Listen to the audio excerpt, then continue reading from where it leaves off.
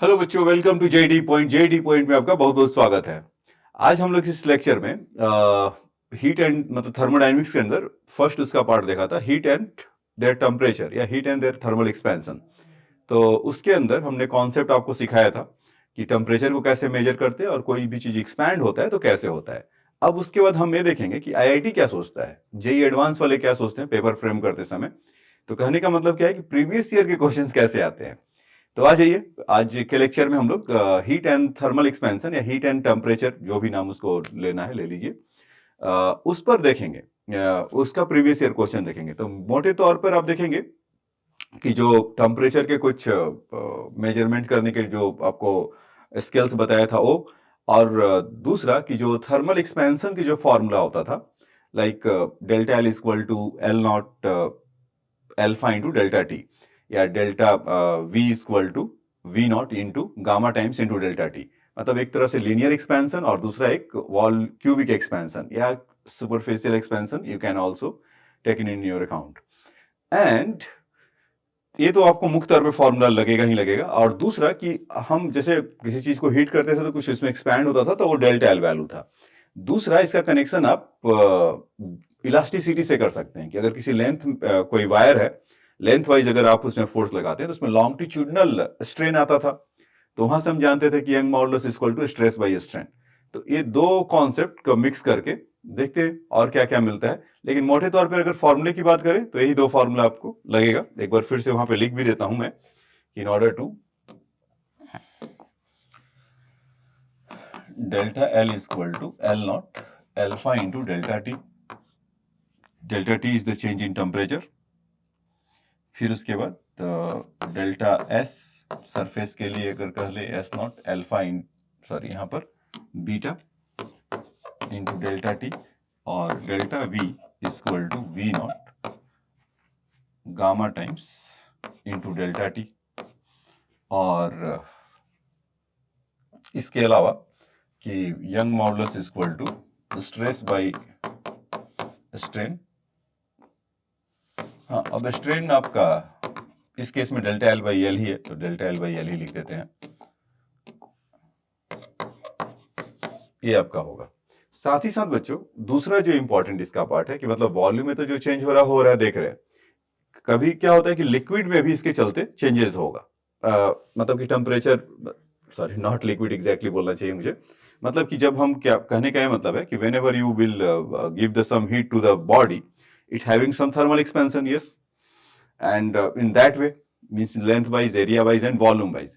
Secondly, important part is their density will also change. So we have been seen that in the previous section, in previous lecture, is density of any time t would be, is suppose at any temperature is t and no, rho naught is a density at 0 degree centigrade, 1 plus gamma times of delta t।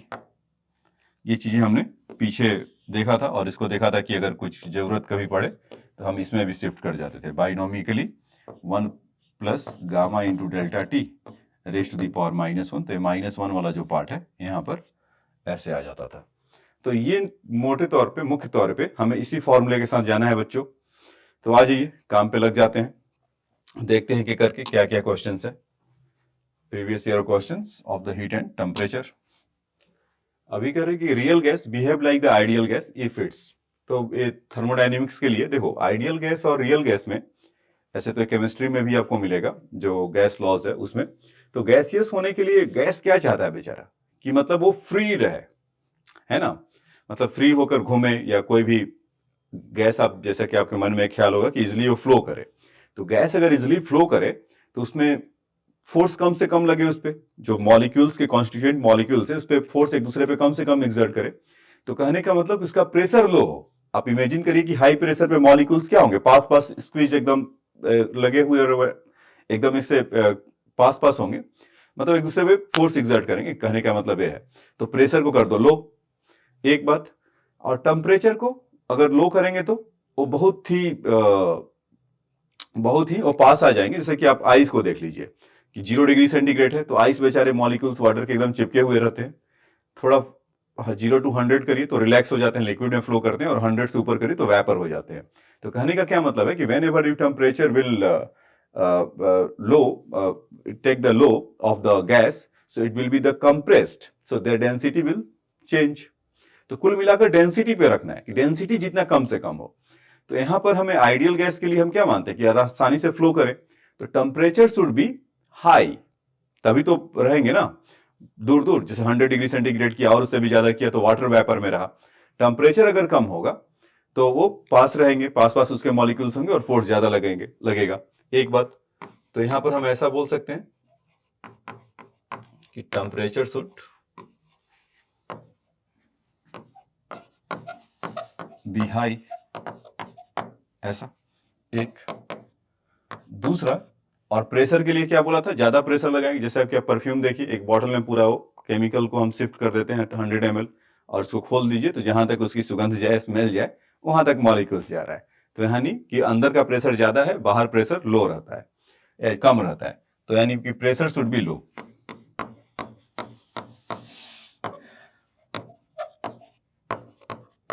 ये कहानी होगा बच्चों।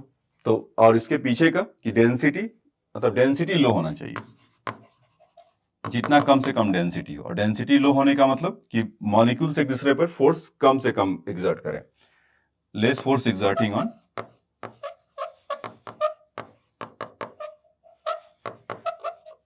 On gas molecules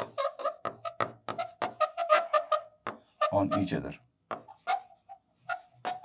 ठीक है बच्चों, तो ये ideal gas के डेफिनेशन में हो रहा है। तो आप देख लीजिए, pressure and temperature is both high, no, pressure and temperature are both low, pressure and is high when temperature is low, उल्टा pressure is low and temperature is high। यहीं पर था डी ऑप्शन, ये वाला होगा। तो ये बात समझ में आया कि अगर प्रेशर उसका लो हो और टेम्परेचर हाई हो तो आइडियल गैस की तरह बिहेव करे, मतलब कि रियल गैस आइडियल गैस की तरह बिहेव करने के लिए एक कंडीशन होता है। ठीक, तो पहला क्वेश्चन तो आसान निकला। दूसरा देखिए, हाँ, कह रहा कि two rod, one of the aluminium and other is the metal made of the steel having the initial length L1 and L2 connected together from the single rod form a single rod of a length L1 plus L2। ठीक है, दोनों का sum हो गया।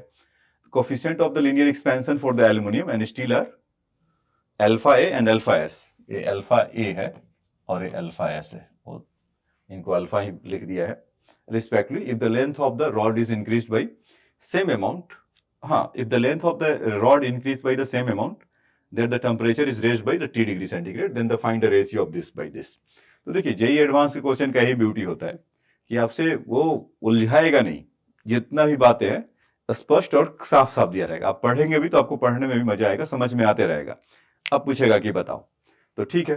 तो इसमें अगर क्या बोल रहा है कि इसमें coefficient of linear expansion of this and this, if the length of the each rod increase by the same amount, means कि मान लीजिए कि एक एल्युमिनियम का रॉड है और एक किसी अदर मेटल का रॉड है, या इस तरह का रॉड है, तो एल्युमिनियम के लिए ऐसा होगा और एनी मेटल, इसके लिए अल्फा ए है, इसके लिए अल्फा एम बता रहा है, और इसका लेंथ है आपका L1 और इसका लेंथ है L2। तो इसमें अगर आप देखेंगे कि डेल्टा L1 अगर देखते हैं कि इसमें पहले वाले रॉड में क्या हो रहा है, क्योंकि दोनों का सेंस इक्वल है, तो यहां से हम बोल सकते हैं कि L1 अल्फा ए इंटू डेल्टा टी, कि सेम टेम्परेचर से उसको T डिग्री सेंटीग्रेड से कर रहे हैं, तो आप डायरेक्टली T डिग्री सेंटीग्रेड भी लिख सकते हैं। So this thing become T1 alpha 2 alpha metal M into T2, क्योंकि जो इसका टेम्परेचर रेज बाई होगा तो डिफरेंस है, मतलब है T1 T2, T1 T2 not T1 T2 is TT, नहीं तो फिर वो उसका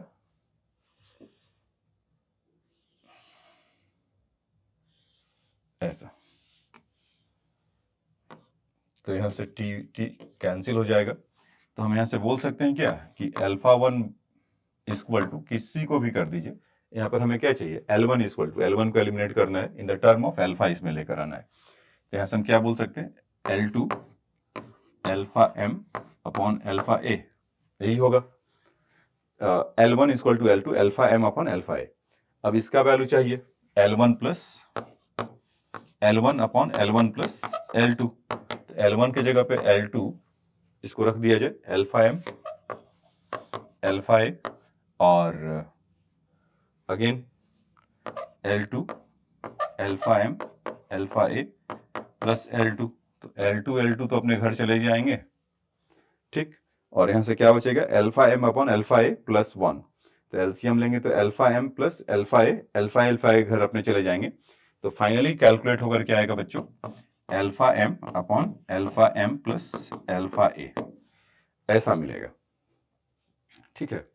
तो आप देखिए अल्फा एम, अच्छा एम उसके लिए एस बोला हुआ है क्या, ओ अदर मेटल ऑफ स्टील, मैं बार बार उसको मेटल और एस से कह रहा हूँ, ठीक है। तो जहां पर अल्फा एम है अल्फा एस है, मैं वही सोच रहा हूँ कि आ क्यों नहीं रहा, अल्फा एस और अल्फा एम के बारे में सब है, ठीक है। तो so alpha M we become the alpha S, तो आप इसको एस ऐसा इमेजिन कर सकते हैं, एस ऐसा इमेजिन कर सकते हैं, तो alpha S upon alpha S plus alpha A, तो सी ऑप्शन यहां से इसका आएगा, ठीक।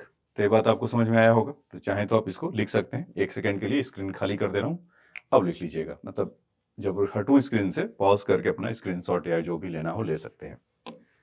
चलिए नेक्स्ट क्वेश्चन में देखते हैं कि which of the following graph is the correctly represent the variation of beta 1 by v dv by dp with p is the for ideal gas at the constant temperature।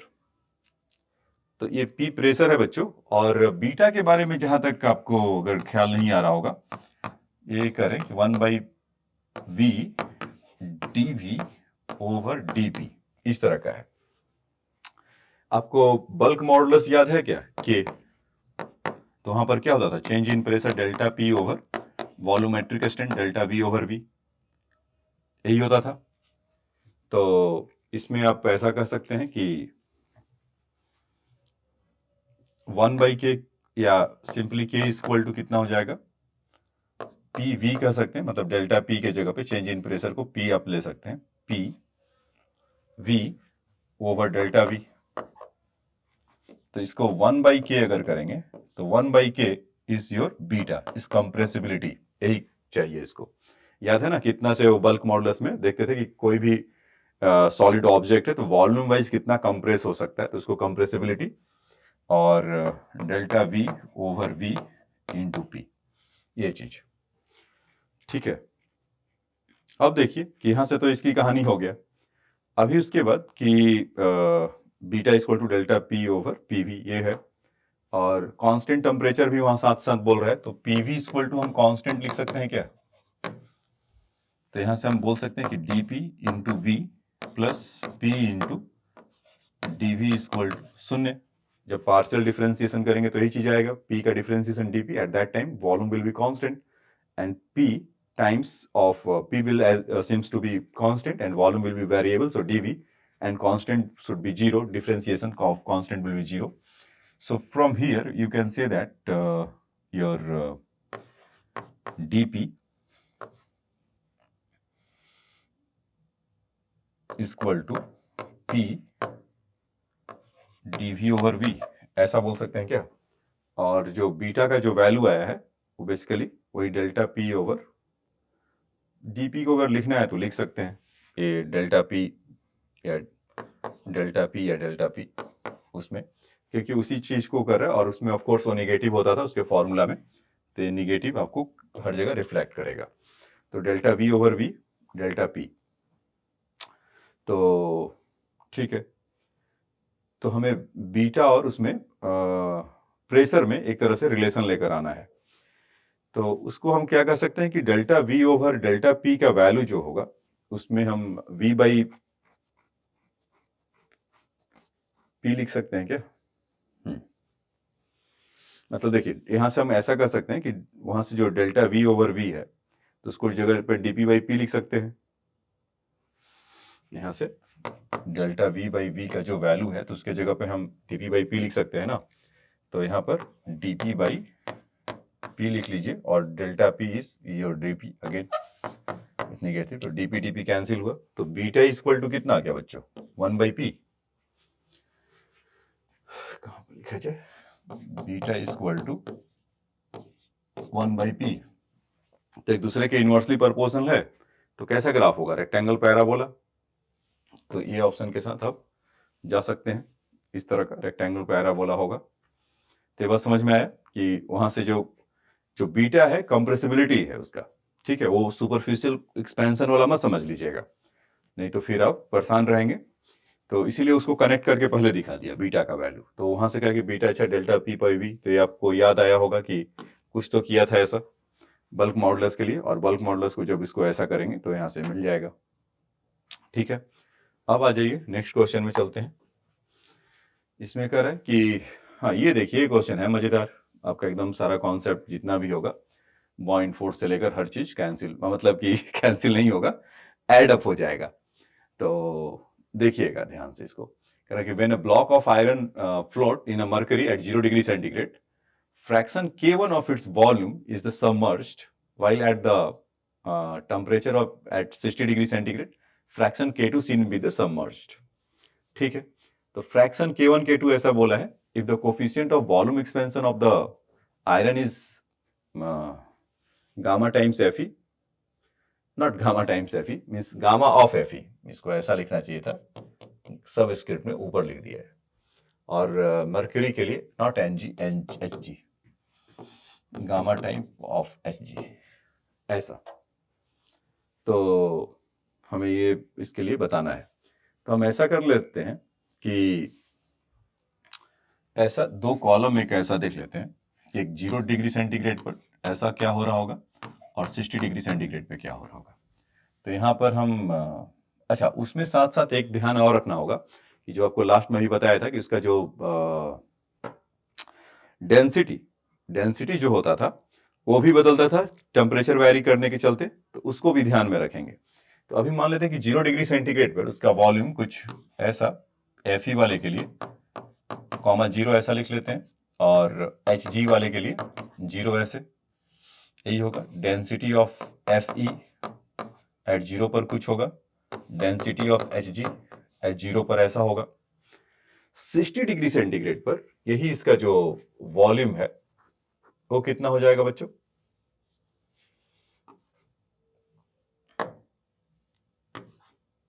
Fe at 60 पर, तो यहां पर आप देखेंगे कि Fe volume of Fe at 0 1 plus gamma times of 60 ऐसा होगा क्या? देखिए तो वॉल्यूम के लिए ही देखे थे ना कि अब 60 डिग्री पर उसका वॉल्यूम क्या होगा, उसका ओरिजिनल मतलब 0 डिग्री पर जितना है और चेंज इन टेम्परेचर, ये बात आपको समझ में आया होगा। दूसरा कि उसका वॉल्यूम एट मरकरी का एट 60 डिग्री सेंटीग्रेड पे, तो मरकरी का volume at 0 degree centigrade 1 plus gamma times of mercury into 60, ये दोनों ऐसे होंगे बच्चों। मतलब जब 60 डिग्री रेज करेंगे तो मरकरी का भी वॉल्यूम बढ़ेगा और इनका भी इनका तो एक्सपेंशन होगा ही होगा, किनका? इनका आयरन का, तो उस हिसाब से ऐसा होगा।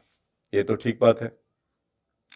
और डेंसिटी भी वो पीछे नहीं रहेगा, तो डेंसिटी ऑफ Fe देखिए एट 60 डिग्री सेंटीग्रेड पर, आपको वो पीछे भी फॉर्मूला बताया था कि density of any particular time temperature इसका नॉट पे जितना होता है उससे हम डिवाइड कर देते हैं। तो यहां पर density of Fe at 60 degree, तो यहां पर FeO upon 1 plus gamma times of Fe के जगह पे 60, ये देखिए तो ऐसा होगा। Density is equal to any temperature पर जब होता था rho not upon 1 plus gamma times of into whatever the temperature T, so in that case is the temperature is 60 degree centigrade, so that is why. And here gamma of density of your mercury at 60 degree is equal to density of Hg O upon 1 plus gamma times of Hg 60, ऐसा होगा, है ना। तो ये हमारे पास है, मतलब कि अब 60 डिग्री सेंटीग्रेड पर इनका वॉल्यूम इतना है, इनका डेंसिटी इतना है, और बाकी का कहानी है। तो ऐसा क्यों किया अभी आपको समझ में आ जाएगा। इसलिए बच्चों कि जब उसको 0 डिग्री सेंटीग्रेड पे करा तो उसका कुछ बॉइंट फोर्स है होगा, मतलब वहां पर कुछ लग रहा होगा ना, तो वहां पर हम भी एट ऐसा कर सकते हैं कि at 0 degree centigrade buoyant force equate करेगा किसको? mg को। तो mg तो उसका एट 0 डिग्री सेंटीग्रेड पर जितना होगा वॉल्यूम ऑफ Fe क्योंकि ओरिजिनल है, ये ओरिजिनल वॉल्यूम है। और density of Fe 0 into G. और बॉइंट फोर्स उस समय क्या लगेगा बच्चों इनका? डेंसिटी तो चलो ठीक है कि मरकरी का होगा Hg एट 0 डिग्री सेंटीग्रेड। जी वॉल्यूम क्या लेंगे, यहीं पर कहानी फंसेगा कि वहां पर कि आप उसको देखेंगे कि K1 K2 का जो रेशियो मांगा है, तो उसमें क्या बोला कि सब K1 फ्रैक्शन इज सबमर्ज, तो उसमें K1 टाइम्स अगर टोटल वॉल्यूम कर दे तो काम हो जाएगा। K1 टाइम्स FeO, यही आपको इसमें सोचना था कि जो बॉइंट फोर्स लगेगा, एक बार फिर से समझा दें। देखिए K1 इक्वल टू क्या है, वो वॉल्यूम है, मतलब K1 इज अ फ्रैक्शन है। हम total Fe what ever the original not है और जितना वो सबमर्ज है V डैश, तो कितना सबमर्ज है मतलब बॉइंट फोर्स क्या लगता है, कितना लिक्विड इनसाइड ऑफ वो है, उसी पर वही फोर्स लगाता है। तो वैल्यू कैसे मिलेगा, ओरिजिनल से मल्टीप्लाई कर देंगे, मतलब K1 times of V not, या जो रेशियो है उसी का यूज कर देंगे। ठीक है, तो यहां से मिल जाएगा। सेम मरकरी के लिए भी यही काम, सॉरी वो एट 0 डिग्री सेंटीग्रेड पर हो रहा था तब ऐसा होगा, और जब 60 डिग्री सेंटीग्रेड पर होगा तब भी यही काम होगा। ठीक है, तो इसको धीरे से इसको भी लिख लेते हैं। एट 60 डिग्री सेंटीग्रेड पर क्या होगा, तो K2 times of Fe is 60 degree, उसका जितना टेम्परेचर होगा, density of Hg at 60 degree into ji equal to V Fe 60 degree, density of Hg, नहीं वहां पर डेंसिटी ऑफ तो आयरन ही होगा क्योंकि Mg वाला पार्ट लिख रहे हैं ना। Density of Fe at 60 degree into g, इस तरह का कुछ बनेगा क्या? तो इसमें क्या होगा कि आप देखेंगे कि बहुत आसान है, ऐसा खाली देखने में डराने के लिए हमें ले रखा है ऐसा। तो ये K1 खाली मतलब K1 इंटू रो Hg बचेगा एट 0 डिग्री सेंटीग्रेड, और यहाँ Fe 60 G Fe 60 G ऐसा कैंसिल हो जाएगा। तो और उसका डेंसिटी ऑफ Fe 0/60 होगा। तो K1 बाई K2 का अगर शुद्ध रूप से अगर वैल्यू आप देखेंगे तो डेंसिटी मतलब कि ऑफ Fe तो वहां पर है, ठीक है, और हाँ ऐसे उसका कैंसिल हो गया, कुछ जरूरत तो ऐसे पड़ा नहीं, लेकिन फिर भी हम उसको रखेंगे। तो अभी हमारे पास क्या क्या बचा उसको अगले पेज पे लिख लेते हैं। तो यहां से क्या हुआ कि K1 Hg of 0 degree centigrade upon K2 density of Hg 60 degree, वहां से वो सब कैंसिल हो गए। तो यहाँ से density of Fe of 0 degree centigrade, density of Fe at 60 degree, देखो तो बच्चों यही बचा ना। यहाँ से कैंसिल होने के बाद इधर से ये सब कैंसिल हुआ, तो हमें इसका काम बढ़ जाएगा। और तो आ जाइए इधर देखते हैं क्या क्या हुआ। तो K1 बाई K2 अगर करेंगे, क्योंकि इन्हीं का रेशियो चाहिए, तो डेंसिटी ऑफ Fe O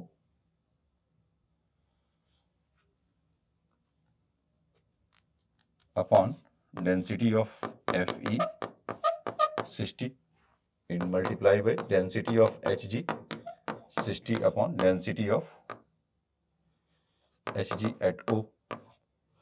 तो डेंसिटी ऑफ 60 के लिए क्या था कि उसका 0 अपॉन दैट मच, तो डेंसिटी ऑफ Fe के लिए तो उतना ही रहेगा, डेंसिटी ये वाला, इसको रो Fe 0 है, और ये वाला डेंसिटी ऑफ 60 के लिए ये density of FeO upon 1 plus gamma times of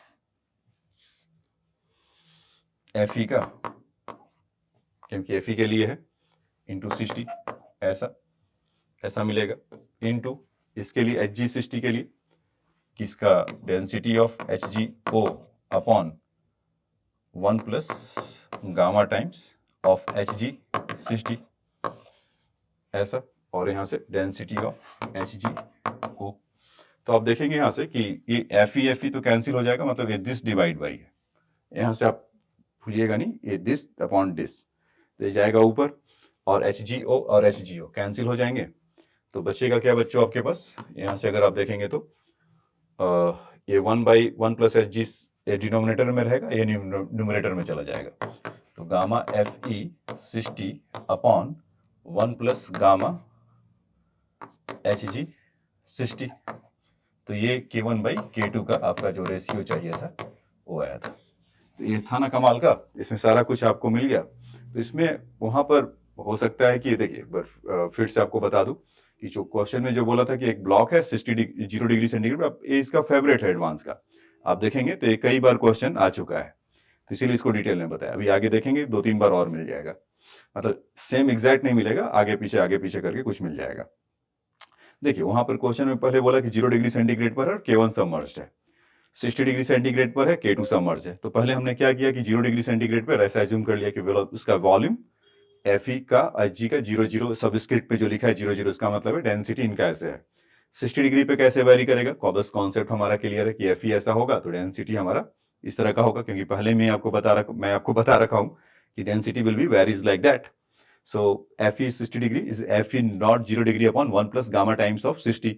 ऐसे ही mercury of the 60 degree centigrade, तो 0 degree centigrade upon 1 plus gamma times of 60। तो इन दोनों को ऐसा किया। फिर वहां से बॉइंट फोर्स 0 डिग्री सेंटीग्रेड पे क्या होगा, B इक्वल टू mg। तो mg का जो 0 डिग्री सेंटीग्रेड पे वॉल्यूम जो ले रखा था डेंसिटी g, और उसमें K1 टाइम्स, ये वाला कॉन्सेप्ट अभी आपको बताया था कि K1 टाइम्स अगर मल्टीप्लाई कर देंगे ओरिजिनल वॉल्यूम से तो उतना पार्ट वो सबमर्ज्ड है। सेम वे पे 60 डिग्री सेंटीग्रेड पे उसका Fe 60 पर कितना है, तो उसके लिए मास उतना हो गया, और फिर दोनों को डिवाइड कर लिया। जैसे ही डिवाइड किया तो कुछ इस तरह का मिला, और इसको रीअरेंज करके लिख लिया तो हमें वो मिल गया। तो आंसर की अगर बात करें कि 1 plus gamma times of Fe,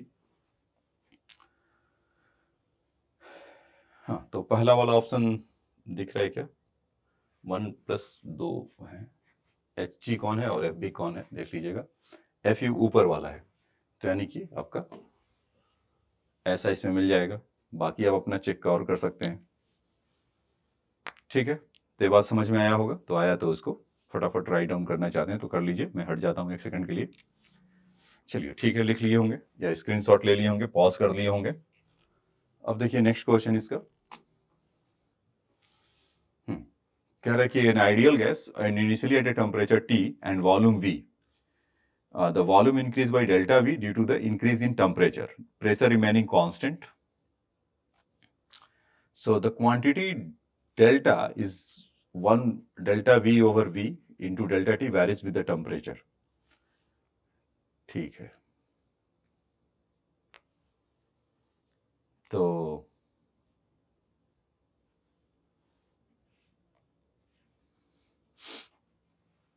an ideal gas is initially at temperature T, तो उसका उस समय का वॉल्यूम V है। तो आइडियल गैस बोला है तो हम PV इक्वल टू nRT में तो कोई हिचकिचाहट होना नहीं चाहिए, फटाक से इसको PV इक्वल टू nRT होता है, और कह रहा volume is increase by P delta V, तो NR delta T due to the increase in temperature, so pressure remaining constant. एक बात तो ये हुआ, और साथ ही साथ उसमें अगर देखेंगे कि गामा वगैरह का कुछ अगर रोल है क्या, तो उसको भी लेकर आया जा सकता है। तो gamma is quantity delta V over delta T over V, तो ऐसा हम यहां से कर सकते हैं कि थर्मल एक्सपेंशन से V into gamma times into delta T, तो यहां से डेल्टा V ओवर V इधर आ जाएगा और डेल्टा T भी इधर आ जाएगा। तो ये जो क्वांटिटी है ये तो हमारा गामा ही दिखाई पड़ रहा है ना, कि वेरिस, इसको डेल्टा बोल रखा है, बेसिकली ये गामा है। तो विथ रिस्पेक्ट टू टेम्परेचर, सो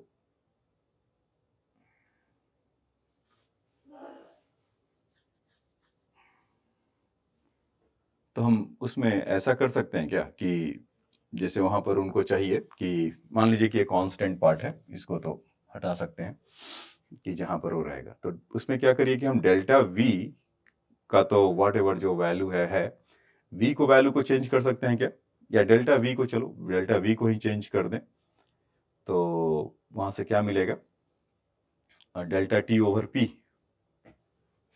क्योंकि P तो कांस्टेंट है और PV इक्वल टू फिर से nRT। चलिए कुछ देखते हैं, कुछ तो मिल रहा है यहाँ से कि डेल्टा V को रखे यहाँ पर, तो NR delta T over P,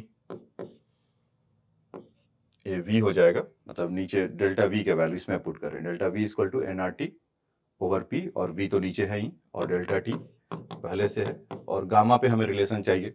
तो देखिए, तो डेल्टा टी तो ऐसे ही चला गया, PV इक्वल टू NRT होता है। तो यहाँ से जब करेंगे वापस, मतलब इस PV का readymade value PV equal to NRT put करेंगे तो यहाँ पर केवल 1/T आएगा। तो आप वैसे भी जानते रहिए कि टेम्परेचर इक्वल टू 1 गामा होता है या गामा इक्वल टू 1 टेम्परेचर होता है। तो खाली इस टर्म को डिकोड करना था, ये जो डेल्टा V ओवर V है ना, ये थर्मल एक्सपेंशन से, कि वो गामा बेसिकली है और इसमें ऐसा आएगा। तो गामा और T का जो टेम्परेचर का होगा, तो अभी देखिए इन्वर्सली प्रोपोर्शनल है, तो हम इसको बोल सकते हैं कि रेक्टेंगुलर पैराबोला इस तरह का बनेगा। ये ऑप्शन आएगा, मतलब सी वाला ऑप्शन रहेगा। ये वाला ऑप्शन आएगा मतलब क्या, ये दैट वन, दैट, ये वाला ऑप्शन नहीं कि ये वाला, वहां पर तो ऐसा सीधा लाइन जा रहा है, तो इसका आंसर क्या है, सी ऑप्शन। ठीक है बच्चों, तो ये बात आपको समझ में आया हो, समझ में आया तो इसको नोट डाउन कर सकते हैं।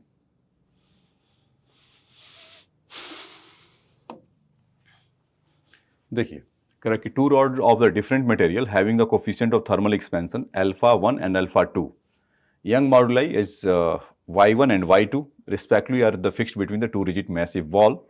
So rod are heated such that the undergo the same increase in the temperature.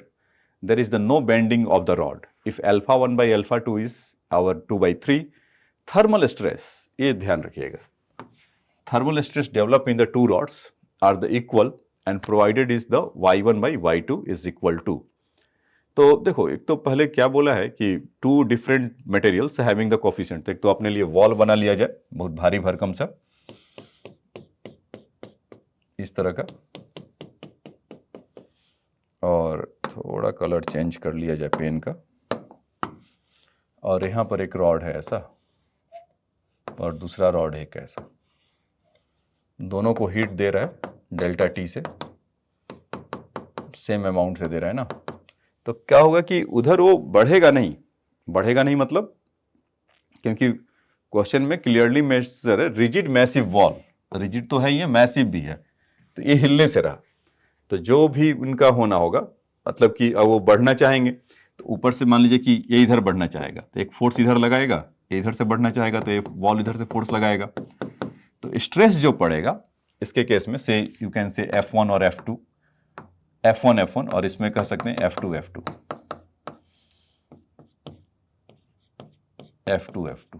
इन दोनों तरफ से बन रहा होगा। तो उसमें जो बोला कि थर्मल स्ट्रेस है वो उनका सेम है, तो थर्मल स्ट्रेस होगा क्या ऐसे, F1 by A, cross sectional area identical ही है दोनों, two rods the different material having the coefficient thermal expansion.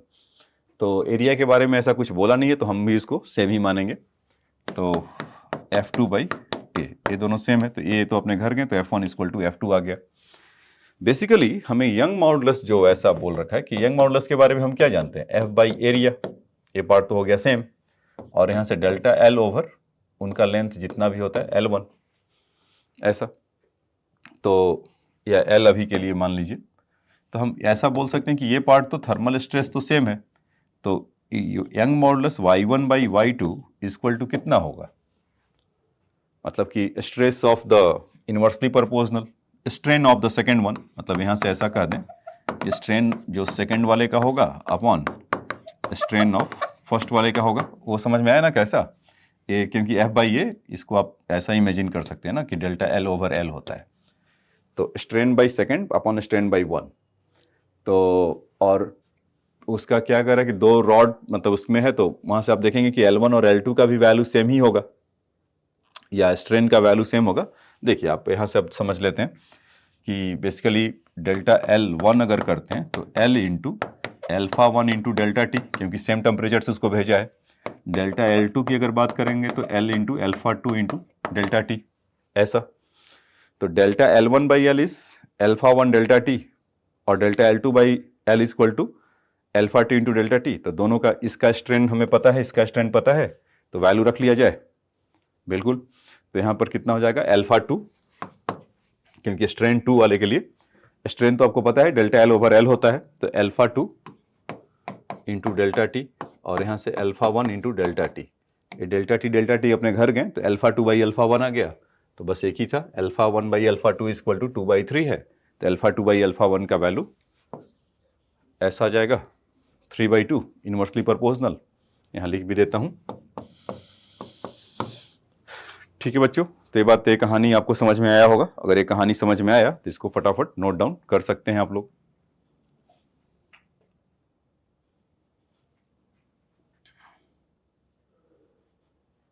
चलिए नेक्स्ट क्वेश्चन देखते हैं, आइए। कह metal ball is immerse in the alcohol weighing W1 at 0 degree centigrade and W2 at 50 degree centigrade. देखो concept फिर से वो आ गया ना, यहाँ पर अल्कोहल कर दिया और वहां पर जो वॉल्यूम वगैरह की कहानी था यहाँ पर W1 W2 में दे दिया। फिर कह रहा था coefficient of cubicle expansion of the metal is less than, the coefficient of cubical expansion of metal is less than that of the alcohol, assuming that the density of the metal is large compared to that of alcohol, मतलब उसके मुकाबले बहुत ज्यादा है। It can be shown, मतलब ये क्या होगा, किसका उस समय वेट ज्यादा होगा, W1 W2, W1 equal to W2, या ऑल ऑफ दिस, कुछ भी हो सकता है, या सब होगा। तो सब तो होगा नहीं। तो यहाँ पर एक चीज जो यहाँ पर बोला है कि the coefficient of cubicle expansion of the metal is less than, तो यहां पर आप मेटल कह लीजिए, gamma is less than of alcohol, इसके लिए ऐसा कह सकते हैं। तो कोई भी अगर, जैसे मान लीजिए कि एल्कोहल है, यहां पर एल्कोहल को ऐसा अगर बना ले और यहां पर हमारा मेटल है कुछ, यही है, तो उसका होगा क्या कि mg डाउनवर्ड लगेगा और उसमें बॉइंड फोर्स अपवर्ड लगेगा, यही होगा। और 0 डिग्री और जहाँ तक 50 डिग्री का सवाल है तो उसमें एक्सपेंशन भी होगा, वो भी हमें ध्यान है कि डेंसिटी कैसे वैरी करेगा। तो जहाँ तक एल्कोहल का सवाल है, density of alcohol at 60 degree, simple आप लिख दे दीजिए अब उसको, रो को, क्योंकि वो तो सब स्क्रिप्ट में आपको इसलिए कि पहली बार था समझाने के लिए। Rho equal to rho nought 0 degree centigrade में मान लेते हैं क्योंकि 0 डिग्री सेंटीग्रेड ही है, 1 plus gamma times of alcohol into 50, ऐसा होगा। और जहाँ तक वॉल्यूम का सवाल है तो उसको भी आप लिख सकते हैं कि V equal to V not 1 plus gamma times of हमारा क्या है वो, बॉल, मेटल बॉल, M से इसको बोले ही थे, इंटू 50, इस तरह का होगा। ठीक है, अब देखिए इसके बाद कि जो उसमें बोल रखा है कि W1 0 डिग्री सेंटीग्रेड पर होगा, तो इसमें जो मैंने आपको लगा रखा है कि बॉइंड फोर्स ऊपर, mg नीचे, और उस समय उसका वेट W1 है, मतलब अपरेंट वेट जो बोला है। तो W1 का कहानी तो यही होगा ना कि mg माइनस b, तो W1 इक्वल टू हम ये बोल सकते हैं कि mg तो mg रहा, और बॉइंड फोर्स उस समय क्या होगा कि डेंसिटी उसका, किसका, एल्कोहल का, रो नॉट है, और वॉल्यूम इनका V नॉट है इंटू जी, इस तरह का होगा, क्योंकि ओरिजिनल वॉल्यूम ही है तो उतना पूरा अंदर की तरफ है। तो ये तो आप इसको कहानी बना लीजिए इसका। और parallelly one story will going on when the 50 degree centigrade temperature, then that time of the here is the case 1 at 0 degree centigrade, और यहाँ पर आप ले सकते हैं case 2 at 50 degree centigrade. So W2 equal to mg minus second point force, तो इसमें क्या हो जाएगा, हाँ यही कहानी है इसका कि रो वॉल्यूम इंटू जी। तो अब बारी बारी से हमें रो वाले को इधर लेकर आना है, वी नॉट को इधर लेकर आना है, और कुछ स्टोरी बताना है। ठीक है बच्चों, मतलब W2 in the term of कैसे वो ज़्यादा होगा। तो यहाँ तक तो बहुत सिंपल होगा, डेंसिटी कैसे वेरी करता है, already you know that, volume कैसे वेरी करता है, PhD उसमें कर लिया है। ए वाला कि आपको फ्लूइड मैकेनिक्स से आपको पता होना चाहिए कि इसका अपरेंट वेट मतलब कि mg नीचे लगेगा, b ऊपर, तो उसका अपरेंट वेट क्या बोला, W1 है एट 0 डिग्री सेंटीग्रेड पे। तो case 1 W1 equal to mg minus b, यही होगा apparent weight. mg is mg, point force क्या होगा कि वॉल्यूम इसका 0 डिग्री सेंटीग्रेड पे 0 है, नॉट, और ये ऐसा है। W2 mg माइनस 60 डिग्री पे रो और v g है। तो बारी बारी से उनका वैल्यू पुट किया जाए और कुछ इसमें कुछ कहा जाए, तो वहां पर उसके लिए तो इधर लिखना पड़ेगा। तो यहां से हम ऐसा लिख लेते हैं कि W2 equal to mg minus rho के जगह पे क्या लिख सकते हैं बच्चों, rho not 1 plus gamma times of your 50 times alcohol, 50 था 50 लिख लेते हैं ऐसा, रो और v के जगह पे v not 1 plus gamma times of metal into 50 temperature था, तो वॉल्यूम के लिए आ गया, और जी तो हमारा पहले भी इतना था, आज भी इतना ही है। तो अब देखिए, तो mg इसमें अगर देखेंगे तो रो नॉट v नॉट जी तो बाहर आ गया, और यहाँ से 1 प्लस गामा ऑफ मेटल जो उसका 50 है इंटू 1 माइनस गामा ए इंटू 50, ऐसा लिख सकते हैं। बाइनोमियली इसको कर लिया, देखो 1 अपॉन ये जो था ना 1 upon gamma times of A into 50, तो ऊपर जाएगा तो ऐसा बोल रहा होगा ना, gamma times of A 50 raise to the power -1। तो बाइनोमियल में आपको बताया था कि अगर 1 है, बहुत गामा का वैल्यू आप देखते हैं 10 रेज टू दी पावर -5 इस तरह का होता है, तो 1 से काफ़ी छोटा है, तो उसका जो पावर है मल्टीप्लाई हो जाता है यहाँ पर -1। अब इसका कहानी देखिए, तो यहाँ से mg rho nought v nought g, अब लेट्स मल्टीप्लाई द ब्रैकेट, तो 1 होगा minus gamma times of A 50 plus gamma times of m into 50 plus या minus gamma A gamma m और यहाँ से 100।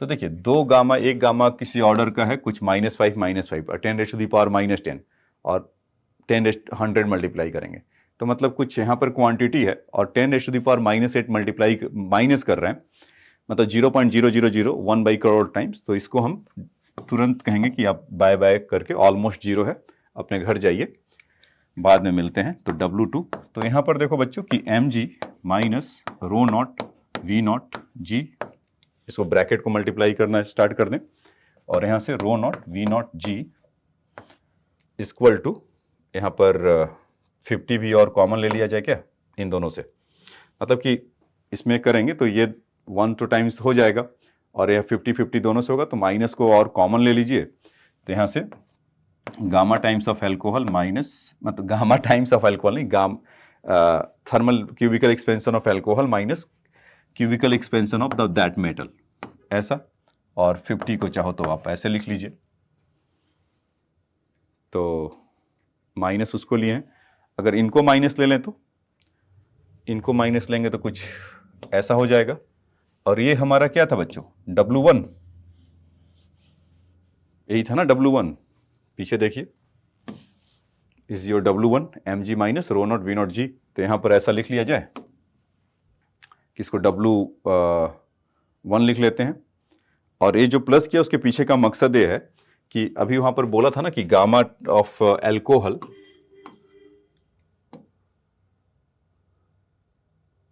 गामा ऑफ मेटल या gamma of alcohol is greater than the metal,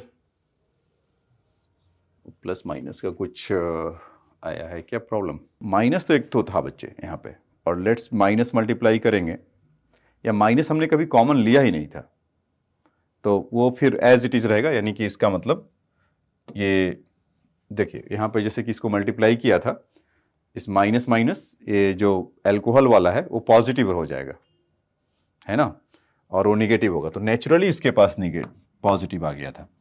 तो ये जो पहले लिखा था इसको यहाँ पर कैलकुलेशन में इसको ठीक कर लीजिए।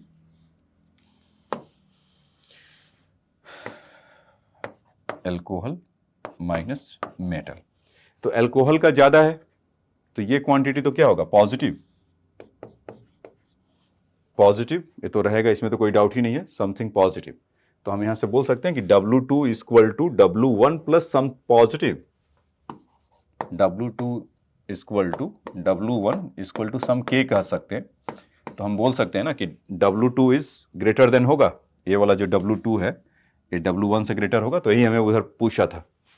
तो हम यहाँ से बोल सकते हैं कि W2 इज ग्रेटर देन, या सी ऑप्शन यहाँ से कि W2 is greater then W1, क्योंकि W2 equal to W1 plus something आ रहा है। तो क्वेश्चन कमाल का था ना बच्चों। तो मतलब आपको इसमें यहाँ पर सीखने को मिला, बहुत सारा मैनिपुलेशन करने को मिला कि वो आप डेंसिटी को आप चेंज कैसे कर सकते हैं, फिर उसमें उसका बॉइंट फोर्स के साथ उसमें क्या रिलेशन था। तो एडवांस वाले क्वेश्चन में ही ये सब मजा आएगा आपको करने में, ठीक है। अभी पीछे जो लेक्चर में बताया था तो वो क्या था कि आपको कॉन्सेप्ट को बिल्ड करने के लिए कि भाई आपका दिमाग सोचे कि मतलब कि हाँ एक्सपेंशन कुछ जैसा कोई चीज होता है, अगर इस प्रैक्टिस कर रहे हैं ऐसा हो रहा है, 3 4 5 क्वेश्चन आप देख रहे होंगे कि एक ही तरह का बताए जा रहे हैं। वो इसलिए कि आप अगर वहां से अगर गो थ्रू अगर कर ले तो आपको इधर फंस ही नहीं सकते, ठीक है। तो ये समझ में आया। चलिए अब आ जाते हैं नेक्स्ट क्वेश्चन में। इसमें क्या कह रहे हैं कि ए बाईमेटालिक strip is found to be out of the two identical strip, one of the copper and other is the brass, ठीक है। The coefficient of linear expansion of the two metals are alpha C and alpha B. On the heating, the temperature of this strip goes up by delta T and the strips bend to the form of the arc of radius of curvature R. Then R is, तो R का value क्या होगा। देखिए पहले तो दो strip ऐसा बना लें, चलिए ऐसे ही एक ही में कर लेते हैं, बड़ा हो जाएगा नहीं तो। उसका कुछ थिकनेस होगा, ये जानबूझ के बोल रहा हूँ आपको समझाने के लिए, मतलब आपको उस समय जब वो वैल्यू आएगा रेडियस का तो वहाँ पर निकालने के लिए। तो एक है आपका टू आइडेंटिकल स्ट्रिप का मतलब कि लेंथ वगैरह सबका सेम होगा। एक है कॉपर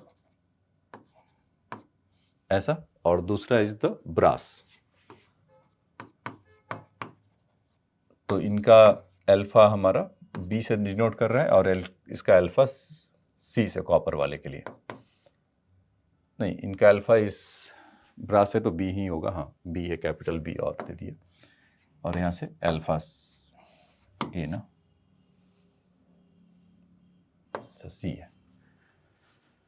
तो two metal alpha C and alpha B ऐसा हो रहा है। तो उसमें अभी हीट कर रहा है इसमें, तो वो बेंड हो जा रहे हैं, मतलब कुछ ऐसा बन जा रहा बच्चों।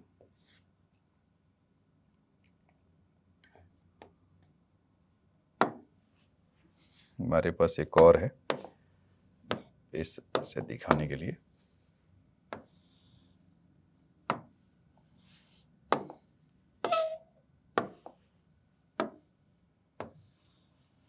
इस तरह से ऐसे बेंड हो रहा है, ठीक है। तो स्ट्रिप तो यहाँ से पहले जो उसका डी था वो डी ही रहेगा, तो इसके चलते कुछ सेंटर हो जाएगा।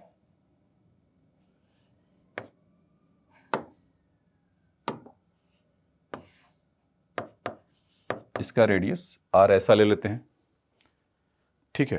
तो और जहाँ तक उसमें एक्सटेंशन की बात है तो आपका डेल्टा एल, अगर उसको सी वाले को दिखाते हैं ऐसा, तो उसका रॉड तो दोनों का आइडेंटिकल ही है, तो एल सेम होगा, alpha C into same temperature delta T, यही बोल रखा है कि is found to be the two identical strip, one of the copper and this, and coefficient of linear expansion is yes goes up by delta T. फिर यहाँ से अगर delta B की अगर बात करें तो alpha delta B into delta T ऐसा होगा, ठीक। अब उसमें एक चीज आप ऐसा कर लीजिए, ये ऐसा होगा तो जो और एंगल मान लेते हैं कि थीटा है, तो हम यहां से बोल सकते हैं कि r प्लस डी होगा, मतलब उसका r कितना होगा, ये वाला जो आर्क एक्सपैंड किया तो r प्लस डी उधर जो साइड में है ब्रास वाला, तो r प्लस डी उसके लिए कह सकते हैं, और r प्लस डी का मतलब कि ये रेडियस आपका थोड़ा यहाँ तक ले जाएगा, तो ब्रास वाले के लिए वो r plus D into theta करेंगे तो आर्क आ जाएगा, तो वहाँ से हम डेल्टा एल बी के लिए कर सकते हैं, और यहाँ से थीटा थीटा और r इंटू थीटा करेंगे तो दूसरा वाला आर्क आ जाएगा क्या, r into theta delta L C, दोनों को डिवाइड करेंगे तो थीटा अपने घर चले जाएंगे क्या, बिल्कुल। ये ही समझना था इसमें कि जो आर्क के फॉर्म में बना तो रेडियस इंटू थीटा करेंगे तो उसका आर्क होगा, मतलब एक्सपैंड हुआ होगा तभी तो बेंड हुआ है, और बेंड हुआ तो कितना हुआ, इतना इतना हुआ है। तो इनकी कहानी अगर देखा जाए, मतलब इनकी कहानी, इन दोनों को डिवाइड करें तो थीटा अपने घर चले जाएंगे। हमें इंटरेस्टेड है रेडियस में निकालने के लिए। तो ये मल्टीपल चॉइस है बच्चों ये क्वेश्चन।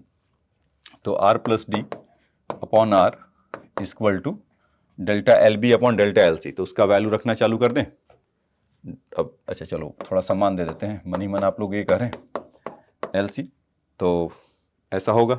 और थीटा थीटा की कहानी था तो घर चले गए।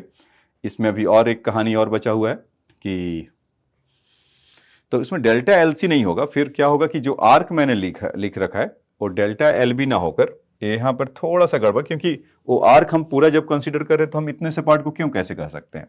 तो यहाँ पर डेल्टा एल बी नहीं होगा, फिर क्या होगा कि जब आर्क इसको बोला गया है तो L times 1 plus alpha times into delta T है ना। और अल्फा एक किसके लिए, ब्रास के लिए, तो यहाँ पर बी लगा दीजिए। फिर यहाँ से डेल्टा एल सी है तो नहीं, डेल्टा एल सी नहीं, वो पूरा आर्क होगा। तो यहाँ पर अच्छा, तभी हिचकिचाहट हो रहा था लिखने में, कुछ गलत होता है तो पता चल जाता है कि एल बी नहीं। और इनके लिए आर्क कितना हो जाएगा बच्चों, लेंथ तो सेम है 1 प्लस हमारा L C into delta T, ऐसा। इन दोनों को डिवाइड कर दीजिए, तो डिवाइड करने के बाद एल तो एल अपने घर चले जाएंगे, 1 plus L B into delta T ऐसा upon 1 plus L C into delta T. तो अब इसको कैसे सॉल्व किया जाए, तो वही बाइनोमियल वाला कहानी कि इसको उठाकर ऊपर लाओ, -1 करो, मल्टीप्लाई करिए, R by D something something कुछ होगा, 1 प्लस होगा, तो मज़ा आएगा। तो इसको इधर ही कर लिया जाए क्या, थोड़ा बहुत कैलकुलेशन। देखो R plus R by D को R by R plus D by R लिखा जा सकता है, तो 1 अपॉन डी बाई आर लिखा जा सकता है। और इनकी कहानी 1 plus alpha B into delta T is multiply with 1 plus, चलो ये थोड़ा इनको और सम्मान मांग रहा है, मतलब यहाँ पर स्पेस कम बच रहा है, तो अगले पेज पे कर देता हूँ। R plus D over R था ना, और यहाँ से एल एल तो घर चले गए थे, 1 प्लस एल्फा ब्रास के लिए था into delta T upon 1 plus alpha C into delta T. तो इसको जब लिखेंगे 1 plus alpha B into delta T plus 1 minus L C, तो ये सबसे बढ़िया टूल्स अभी तक आपको यही मिला होगा कि इसको ऊपर लेकर जाओ, सबसे मेहनत यहीं पर रहता है। तो उसको मल्टीप्लाई वगैरह करिए, कुछ इसको देखिए तो कितना हो जाएगा, और तब तक इधर क्या हो जाएगा, डी बाई आर हो जाएंगे। उसको करेंगे तो 1 minus L C into delta T 1 का, और यहाँ से अगर करेंगे तो L B into delta T minus L B L C into delta T का स्क्वायर। तो इतना छोटा है कि इसको घर भेज दें, क्योंकि L B into L C is very smaller number. 1 से 1 अपने घर चले गए। तो रेडियस वो मांगा था शायद, तो आर बाई अगर डी करेंगे अब, तो डी उनका जितना भी स्ट्रिप का थिकनेस होगा होगा ही होगा। और यहाँ से आपको ये कितना मिल गया, तो 1 बाई डेल्टा टी अगर कॉमन लेते हैं तो L B minus L C. तो एल बी और एल सी के बारे में कहानी नहीं बताए, लेकिन जितना भी होगा उसका मॉड अगर ले लें तो इसीलिए वो मॉड में भी दिखाया है। तो radius is inversely proportional to 1 by L B minus 1 by L C, मतलब 1 by L B L C, 1 by L B minus L C, ऐसा। तो ये इनवर्सली प्रोपोर्शनल है, और radius is inversely proportional to delta T temperature, वो दोनों के inversely proportional है। तो you can say that from here proportional to delta t, no, inversely proportional to s, और inversely proportional to L B minus L C. तो ये इसीलिए mod वहाँ लगा दिया, कौन ज़्यादा है कौन कम है उससे फ़र्क नहीं पड़ा। तो इसका बी और डी ऑप्शन ए होगा। तो ये बात आपको समझ में आया बच्चों? आया तो इसको आप लिख सकते हैं, बहुत कमाल का क्वेश्चन है।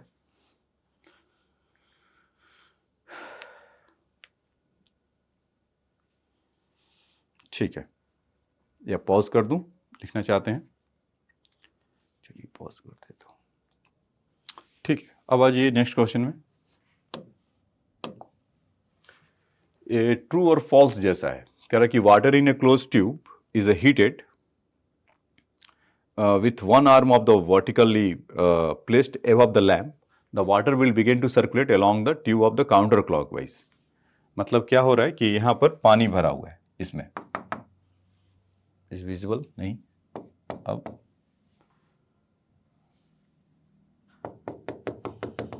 इस तरह से पानी इसमें भरा हुआ है, दिख ही रहा होगा, अब दिखा पानी भरा हुआ है ऐसा, ठीक है। और यहाँ पर बच्चों एक कुछ कैंडल है और उसको जला रहे हैं। तो अब जैसे देखते हैं कि बारिश वारिश यहाँ पर होता है, और अभी जैसे ठंडी का तो नहीं, लेकिन गर्मी के दिनों में आप देखते होंगे कि हमारा जो भी कुछ है लेक वगैरह है चला जाता है, तो कहाँ जाता है, ऊपर क्लाउड बनकर, और फिर बारिश झमाझम होता है। तो वेन एवर कहने का क्या मतलब है कि जब वहाँ पर गर्मी के दिन के कहने का मतलब ये हुआ कि टेम्परेचर बढ़ रहा है, जब टेम्परेचर बढ़ रहा है तो उसमें वाटर क्या हो रहा है, वेपराइज होकर ऊपर पहुँच रहा है। तो यहाँ पर भी जब इसको हीट दे रहे हैं, कैंडल से ही दे रहे हैं, तो ये जो इसमें कुछ इस तरह का है पाइप,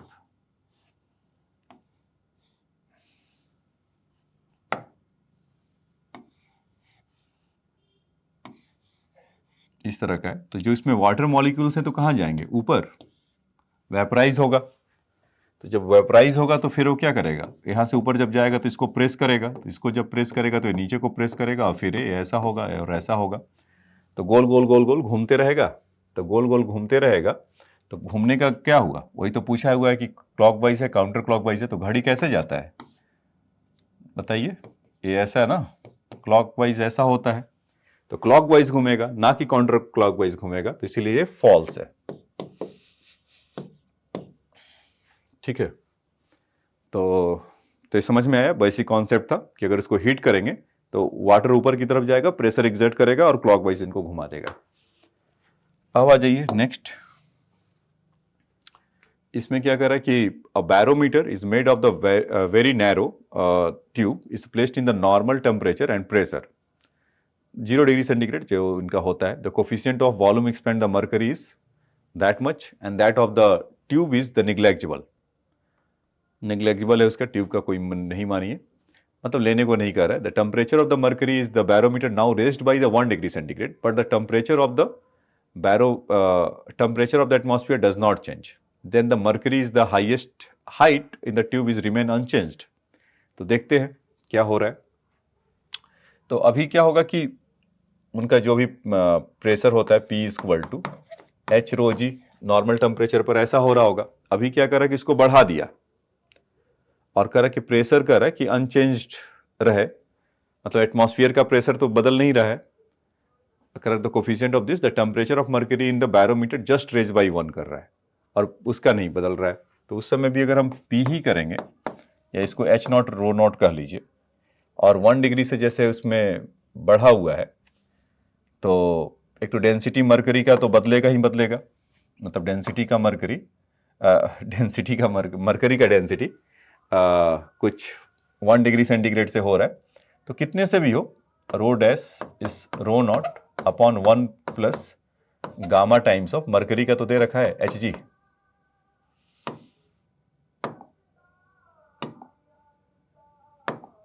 इंटू 1, और उसका कोई बोल नहीं रहा है, मतलब कि हाइट जो मतलब कि इसमें जो h का वैल्यू है हमें तो वो निकालना ही है, h डैश उसको या h कह लेते हैं।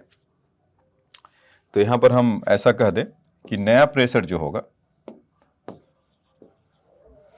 मतलब h नॉट इस केस में हमें देखना है कि हो रहा है नहीं हो रहा है कि सेम आ जा रहा है, तो h का वैल्यू h ले लेते हैं, रो नॉट रो डैश इंटू जी, क्योंकि डेंसिटी में तो एक्सपेंशन हुआ, अब उसके चलते हाइट बढ़ा क्या, क्योंकि पी तो एटमॉस्फेयर, बेसिकली ये क्या होता है, ये सिस्टम जो होता है बैरोमीटर ही सिस्टम है, मतलब प्रेशर को मेजर करने के लिए है।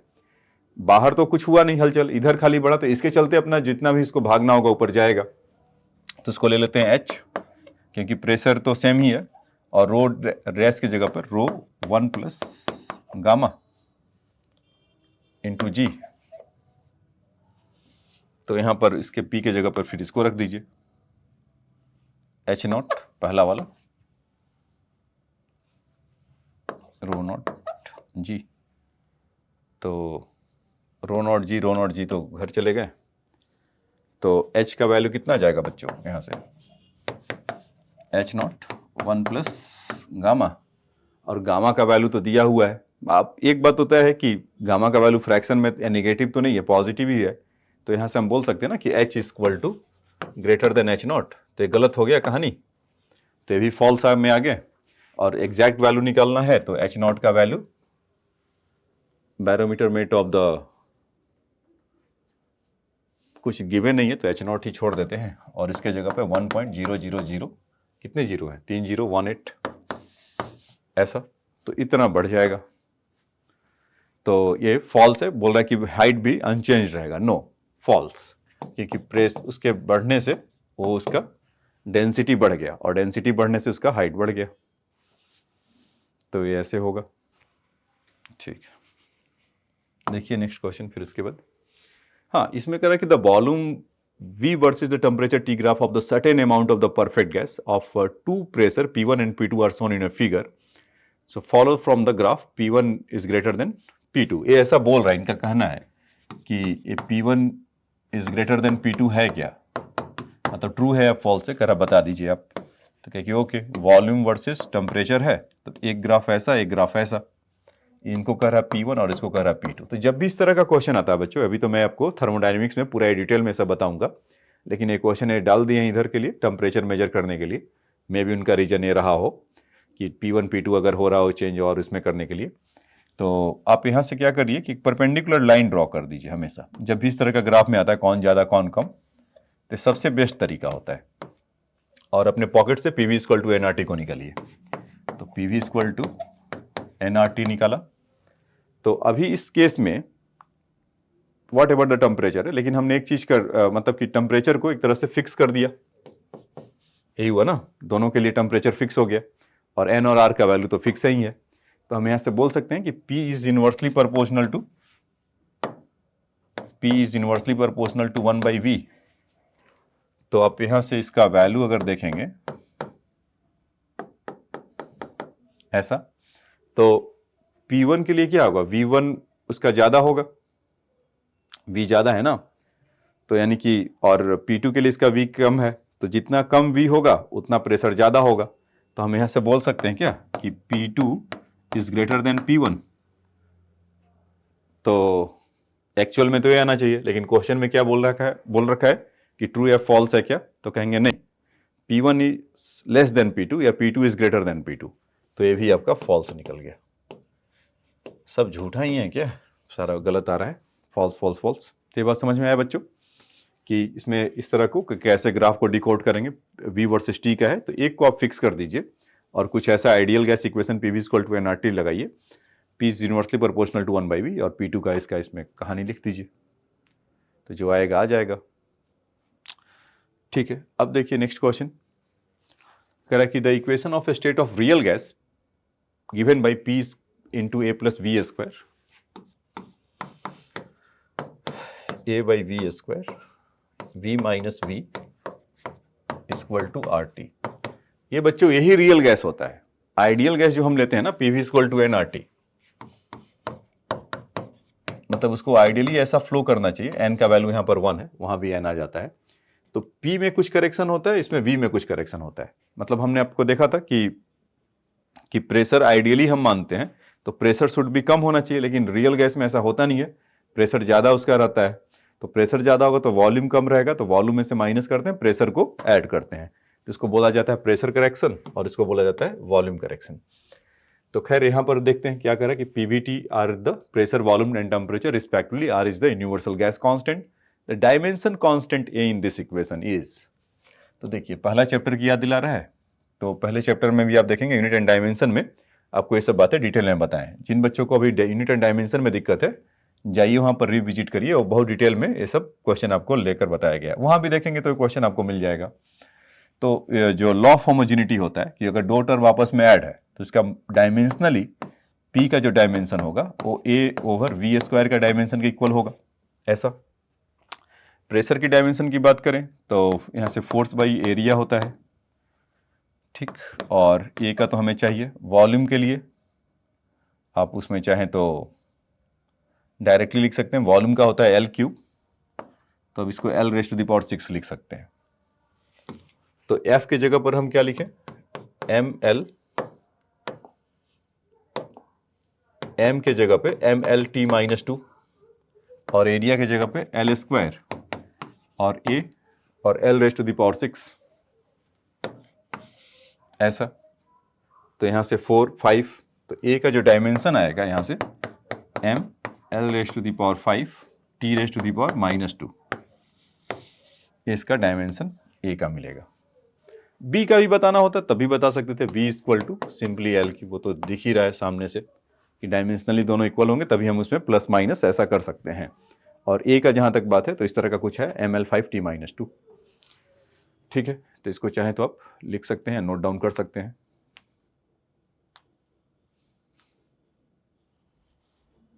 चलिए अब आगे देखिए नेक्स्ट।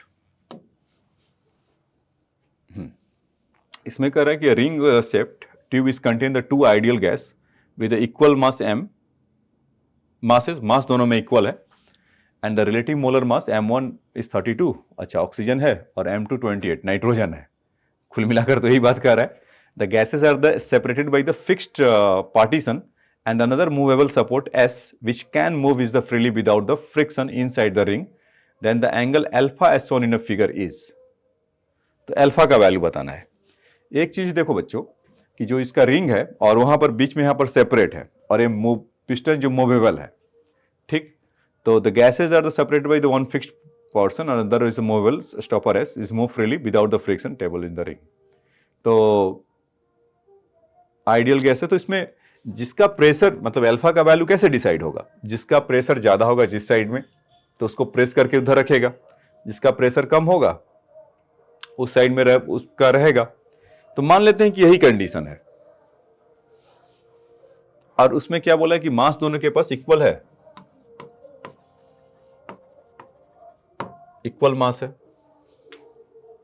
ठीक है। तो इक्वल मास है तो इसमें हम कुछ भी इसका मास अगर ले लीजिए एम एम, ये दोनों का तो इक्वल हो रहा होगा, लेकिन वहां पर जो फिक्स मास है, तो अगर ये मूव नहीं कर रहा है, जैसे कि वो कह रहा है कि फ्रीली मूव है लेकिन एक तरफ है फिक्स है, तो उसको एक बार आकर वो फिक्स हो ही जाएगा, क्योंकि ये मूव अगर फिक्स नहीं रहता तो मूव करते रहता है, लेकिन यहाँ पर जब वो फिक्स कर दिया तो एक जगह फिक्स हो जाएगा। तो इसका अगर हम प्रेशर को P1 कह दें और इस साइड को हम P2 कह दें, तो यहां से हम कह सकते हैं कि P1 इक्वल टू P2 होगा। एक बात तो हमें वहां से मिल गया, और आइडियल गैस इक्वेशन बोला है तो इसको मस्ट भी फॉलो कर रहा होगा। P1 V1 equal to given weight upon molecular mass, इसीलिए वो दे रखा था। पहले वाले के लिए 1 को मान लेते हैं 32 R, और टेम्परेचर T फिक्स होगा ऐसा, और यहां से P2 V2 equal to given mass upon 28 RT। तो इन दोनों को डिवाइड करेंगे तो यहां से V1 by V2 equal to 28/72 लिख सकते हैं क्या, ऐसा। तो हमारा काम हो जाएगा बच्चों, बस इतना ही चाहिए था।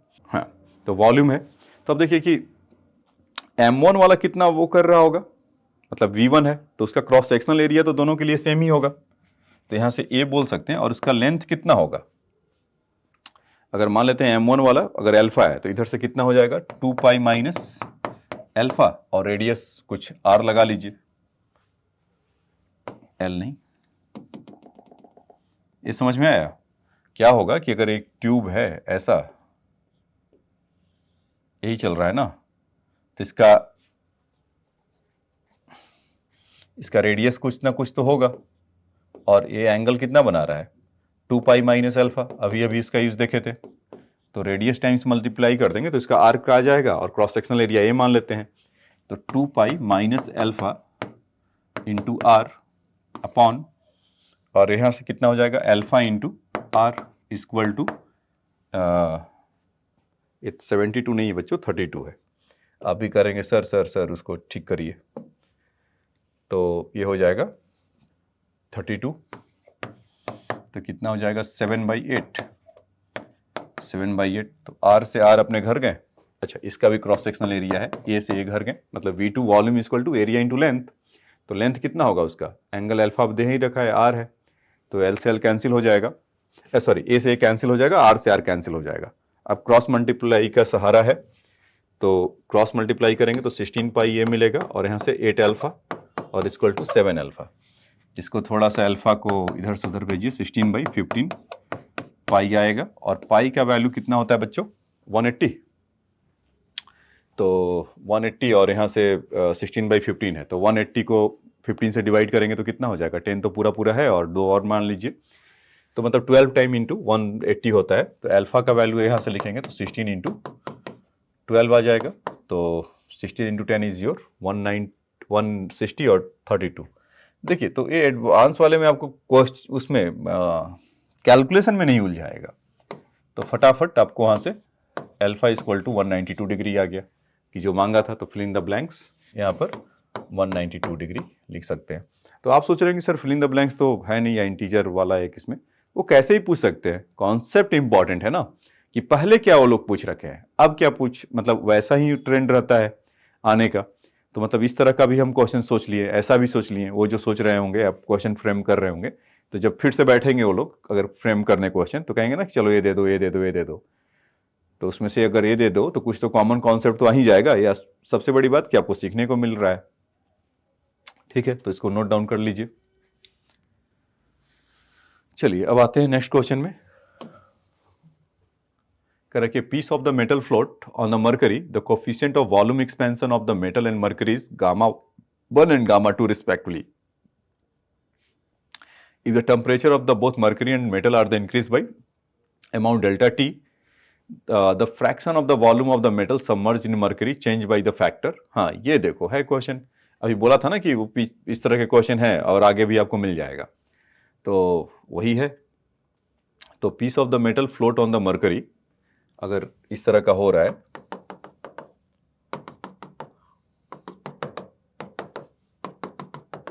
ऐसा, तो या ऐसे, और ये मर्करी है, तो जब डेल्टा टी में चेंज होता है तो दोनों जगह चेंज होता था, अभी हमने आपको दिखाया था। तो अगर वॉल्यूम की बात करें तो V naught 1 plus gamma times of delta T ऐसा होगा, और डेंसिटी की बात करें तो rho not upon 1 plus gamma 2 into delta T, क्योंकि दोनों का दे रखा है, मरकरी का गामा 1 गामा टी, इस तरह से।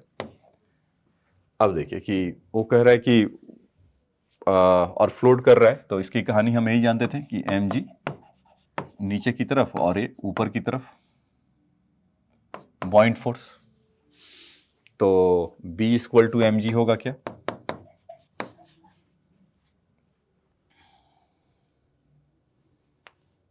द फ्रैक्शन ऑफ द,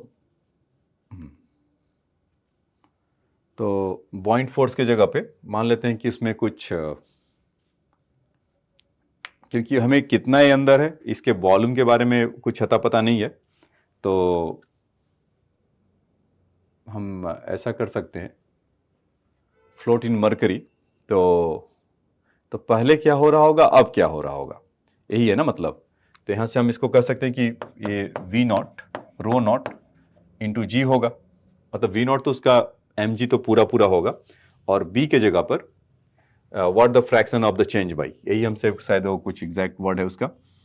तो पहले मान लेते हैं कि k कुछ वहाँ पर जैसे मान लें k फ्रैक्शन है, तो k ऐसा ले लेते हैं, या k1 कह लेते हैं इस केस में, और उसका v नॉट का मल्टीप्लाई कर देते हैं, और डेंसिटी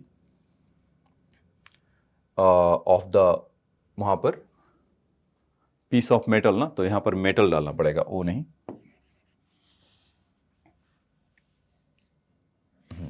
और यहाँ से आपका डेंसिटी ऑफ द लिक्विड, तो लिक्विड का भी तो डेंसिटी कुछ होगा चेंज। अच्छा, यहाँ पर उसका ये लिक्विड के लिए है बच्चों, और मेटल के लिए भी अलग से लिखना पड़ेगा।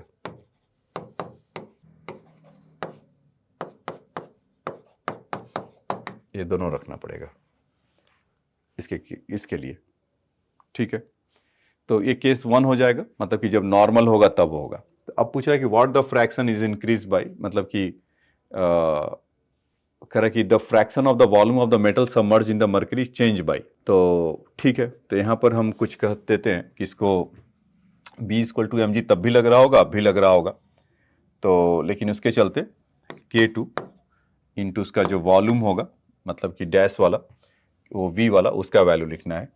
और density of the mercury, yes it word also भी चेंज ऑफ लिक्विड का इक्वल टू, और वॉल्यूम ये तो V तब भी है यहाँ से, तो और यहाँ पर एक G भी तो था। देखो इसको और आसान कर लेते हैं कि G से कैंसिल हो जाता है, V0 कैंसिल हो जा रहा है, तो K1 = हम क्या बोल सकते हैं यहाँ से, ये rho of metal upon rho of O, यही ना।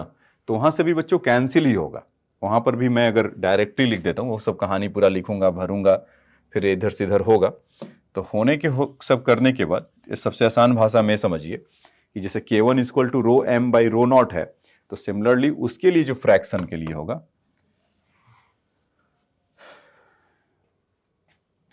जो K2 के लिए, तो रो m मेटल के लिए, तो इसको नॉट वाला लिख लो कि उससे वो उसको समझ में आते रहे, या K2 के लिए या m उसको लिए बोले हैं तो उसके लिए डैश कर देते हैं, ऐसा ही होगा ना K2 के उसमें उस फ्रैक्शन के लिए।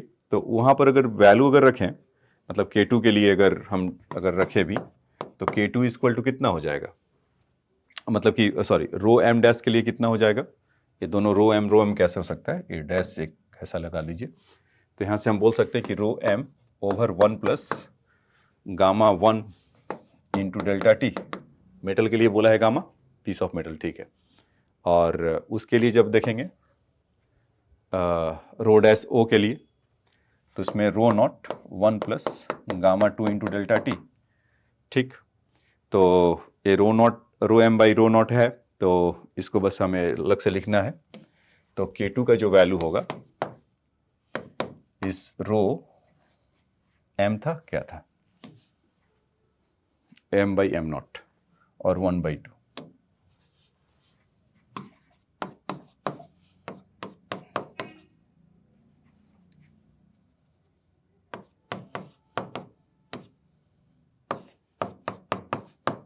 यही आएगा। देखिए यहाँ से अगर सही से लिखा हूँ तो गामा 1 ऊपर है, 2 गामा 1 नीचे है, मतलब कि वो नीचे ही रह जाएगा, और फिर वो गामा 2 ऊपर जाएगा, तो गामा 2 ऊपर गया। अच्छा, उसमें देखिए रो m बाई रो नॉट का वैल्यू कितना है बच्चों, ये K1, तो इसके जगह पर हम लिख लें K1, तो हम यहाँ से लिख सकते हैं K2 K1 1 plus gamma 2 delta T upon 1 plus gamma 1 delta T. तो पूछा है ना कि व्हाट फैक्टर से वो इंक्रीज करेगा या क्या होगा। क्वेश्चन का लैंग्वेज देखिए, कह रहा कि the fraction of the volume of the metal submerged in mercury change by the factor of this, मतलब ओरिजिनली कितना था, इतना, अब कितने से चेंज करेगा, इतना। तो फिल इन द ब्लैंक्स जो इसका है 1 plus gamma 2 over into delta T upon 1 plus gamma 1 into delta T. तो K2 का वैल्यू आपको यहाँ से इतना मिल जाएगा। तो ये बस समझ में आया, तो ये भी काफ़ी कमाल का क्वेश्चन था, आपको मतलब कैश करा कर देगा नंबर। तो इसको आप चाहें तो स्क्रीनशॉट या जैसे भी लिखना चाहते हैं तो लिख लीजिए। चलिए अब आ जाते हैं नेक्स्ट क्वेश्चन में। कह रहा कि during the experiment an ideal gas is found the obey the additional law P² V constant, the gas in the initial at the pressure temperature T and volume V, then it's expand the volume V to V, the temperature become, तो temperature कितना हो जाएगा, fill in the blanks है। तो देखिए, तो उसमें सबसे पहले तो आइडियल गैस के बारे में बोल रहा है, तो आइडियल गैस के बारे में तो हम ये जानते हैं, पॉकेट से तुरंत निकालेंगे, PV = nRT, तो P1 V1 over T1 equal to P2 V2 over T2, ऐसा।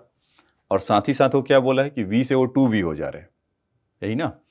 तो टेम्परेचर की कहानी बता दीजिए। तो यहाँ से हम ये भी तो बोल सकते हैं कि P1² V1 equal to P2² into V2, तो P1 by P2 equal to कितना हो जाएगा, √ऑफ V2 बाई V1, और V2 का वैल्यू क्या बोल रहा है कि डबल हो जाएगा, कि अगर पहले V था, V1 V था, तो V2 कितना हो जा रहा है, 2V।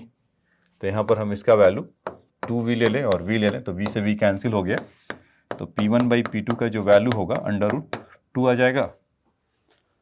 तो यहाँ पर P1/P2 के जगह पर आ जाएगा।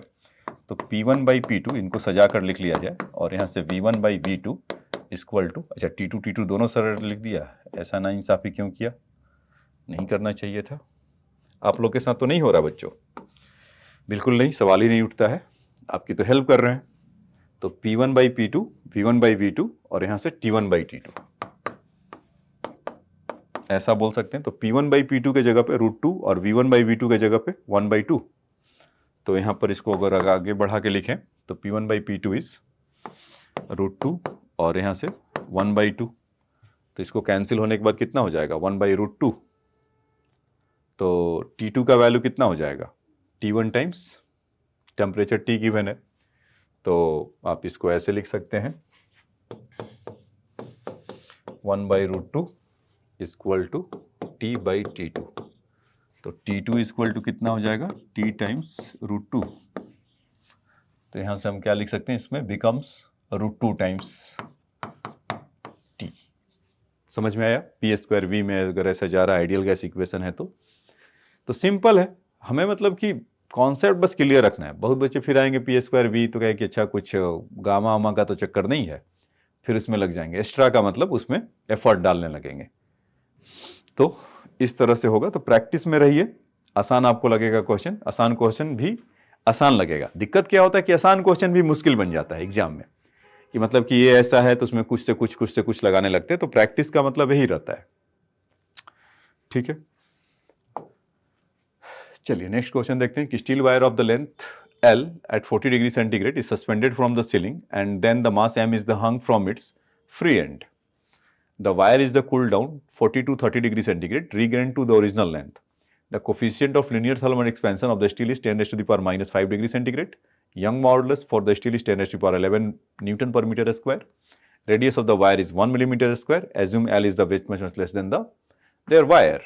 The value of the mass in the nearly. तो क्वेश्चन बच्चों आपको समझ में आया? शांत मन से पढ़ो। मैं पॉज कर देता हूँ या आपको स्क्रीन खाली कर देता हूँ। तो शांत मन से पढ़िए, आपको मजा आएगा। मतलब कि यस कुछ सीखा, ऐसा इस तरह का आपको निकल कर आएगा कि हाँ ऐसा इसमें हो रहा है, फिर ऐसा हो रहा है। क्योंकि एडवांस के क्वेश्चन इस तरह से लिखे होते हैं कि आपको अब कॉन्सेप्ट आपका अगर क्लियर है तो आप कहीं नहीं रुकेंगे। और इवन आप क्वेश्चन भी रुक रुक के बनाइए कि अच्छा ठीक है कर रहा है, हैंग कर रहा है, यंग मॉडुलस है, कुछ क्या हो रहा है, अगर कूल डाउन कर दें तो क्या होगा, तो आपको अच्छा लगेगा। मतलब आप समझते जाएंगे। हाँ ये अलग बात है कि फॉर्मूला क्या लगाना है नहीं लगाना है, वो अलग, वो प्रैक्टिस से होगा, या जो आपको बता रहा हूँ वो होगा ही होगा। जैसे कि इसमें देखिए क्या कर रहा है कि एक वायर, स्टील वायर है और उसको ऐसे हैंग करा दिया और उसमें कहा कि ceiling of the mass M से, और उसको दे दिया एक M। तो कुछ यंग मॉडुलस की कहानी गा रहा है और उसका लेंथ L है यहाँ से। तो आप तो यही कहेंगे ना कि सर ये तो स्ट्रेच करेगा, और आप कन्विंस भी हो जाएंगे अगर मैं बोलूँ इससे। तो मतलब पहले जितना इतना था अब इतना हो जाएगा, कुछ ना कुछ डेल्टा L आएगा, M ऐसा ही रहेगा। तो क्या कि जो इसमें एक्सपेंशन हुआ है तो पहले वो 40 डिग्री सेंटीग्रेड पे था, ऐसा सब काम चल रहा है। तो कह रहे कि उसको अगर कूल डाउन कर दें, 40 से करा कि 30 कर दें, तो जो डेल्टा L बढ़ा है, मतलब ये जो एक्सपैंड हुआ है ना ये चीज डेल्टा L, तो कह रहा कि वापस वो रिगेन कर ले ओरिजिनल लेंथ, मतलब कॉन्ट्रैक्शन आ जाए। आप अभी देखते थे हीट कर देते तो थर्मल एक्सपेंशन होता था, और उसको कूल डाउन करेंगे तो कम हो जाएगा, मतलब उसका कॉन्ट्रैक्ट हो जाएगा। तो अभी जो यंग मॉडुलस के या जो मतलब कि वेट के चलते जो इसमें एक्सपेंशन होगा, या आप कह दीजिए कि उसके मास के चलते जो इसमें आ रहा है एक्सपेंशन, तो हम यंग मॉडुलस इक्वल टू क्या जानते हैं, force by area over delta L over L ए। तो इस केस में जो डेल्टा L जो पहले एक बार में हो रहा है ड्यू टू द मास के चलते उसका डेल्टा L, तो उसमें आप देखेंगे तो delta L due to the mass, सब स्क्रिप्ट में ऐसा लिख देता हूं, तो F by A L Young modulus ऐसा होगा। तो डेल्टा L मास के चलते mg L एरिया को आप एरिया ही ले लीजिए। एरिया तो हमें ऐसा कुछ गिवन है, शायद नहीं गिवन है। अच्छा radius of the 1 millimetre square है, अच्छा ले लेंगे बाद में। क्या पता कैंसिल भी हो, या कैंसिल तो नहीं होगा, करना ही पड़ेगा y। ठीक है, ये तो कहानी हुआ जो पहले हमने आपको यंग मॉडुलस या जो इलास्टिसिटी के बारे में दे रखा था, तो उसके चलते ही आया। अब बच्चों कि अब जो थर्मल कुछ कॉन्ट्रैक्शन हो रहा है उसके चलते क्या होगा, तो डेल्टा एल में जो वापस चला जा रहा है, तो T4 टेम्परेचर लिख देता हूं, और उसका लेंथ सपोज एल होगा, और अल्फा इंटू डेल्टा टी 40 से 30 हो रहा है। तो एक बात तय है कि दोनों आपस में इक्वल होंगे, मतलब कि तभी तो रीगेन करेगा जो डेल्टा एम का वैल्यू है और जो डेल्टा एल टी का वैल्यू है, मतलब कि expansion due to their stretch there by due to their mass, और उसमें कॉन्ट्रैक्शन वापस is the temperature is cool down 40 to 30 degree centigrade. तो यहाँ से हम ऐसा बोल सकते हैं कि ये 10 हो जाएगा, मतलब 40 माइनस 30 10 और एल, तो 10 एल इंटू एल्फा, और यहाँ से अगर करेंगे तो M G L A Y, तो एल से एल अपने घर चले जाएंगे, यही होगा ना। और एम का वैसे भी वैल्यू देखेंगे तो 10 इंटू एल्फा इंटू ए इंटू वाई अपॉन जी, ऐसा। तो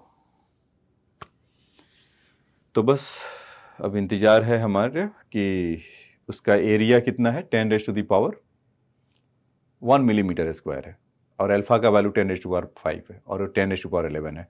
तो मुहूर्त तक कुछ अच्छा दिखाई पड़ रहा है बच्चों। ये जी का वैल्यू भी शायद 2 है यहाँ पर, तो जी का वैल्यू 10 लेकर भी हटा सकते हैं, तो पाई आर स्क्वायर। अच्छा, देखते हैं क्या क्या मिला, अगले पेज पे कर लेते हैं।